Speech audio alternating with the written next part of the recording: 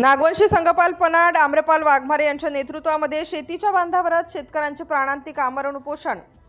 मौजे सुलतानपूर तालुका लोणार येथील गट नंबर 885 मधील शेतकरी बांधवांचे गेल्या 50 ते 60 वर्षांपासून अतिक्रमण आहे, तसे पुरावे सुद्धा आहेत।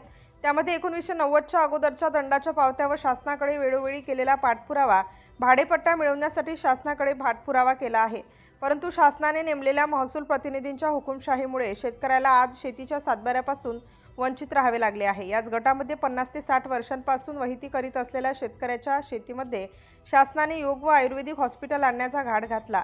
तळहाताच्या फोडाप्रमाणे जपलेल्या व माळरान खडकाळ जमीन मुलाप्रमाणे सांभाळून त्याच भरोशावर त्यांच्या कुटुंबाचा उदरनिर्वाह चालतो, परंतु स्थानिक महसूल कर्मचारी, अधिकारी व पदाधिकारी यांनी सुपीक व वहिती असलेली जमीन पडीक असल्याचं शासनाला आव्हान दिलं।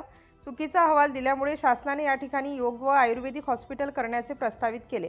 त्यामुळे चुकीचा अहवाल देणाऱ्या कर्मचारी, अधिकारी व पदाधिकारी यांच्यावर गुन्हे दाखल करून बडतर्फीची कार्यवाही करण्यात यावी व शासनाच्या नियमानुसार सन 1990च्या अगोदर असलेल्या दंडाच्या पावत्या ग्राह्य धरून नियमाकुल करून भाडेपट्टे देऊन सातबाऱ्याला फेर करून नोंद करण्यात यावी। यावर आधी मागण्या घेऊन नागवंशी सामाजिक संघटनेचे सर्वेसर्वा नागवंशी संघपाल पनाड आम्रपाल भाऊ वाघमारे यांच्या नेतृत्वात उपोषणकर्ते यांनी मौजे सुलतानपूर येथील गट क्रमांक 885 मधील शेतीच्या बांधावर प्राणांतिक आमरण उपोषणाला आज दिनांक 8/9/2025 रोजी सोमवारपासून बबन ग्यानू पनाड, हसन खा, मेहताब खा पठाण, रामेश्वर राजहंस जावळे, शुभम संजय पनाड यांनी सुरुवात केली।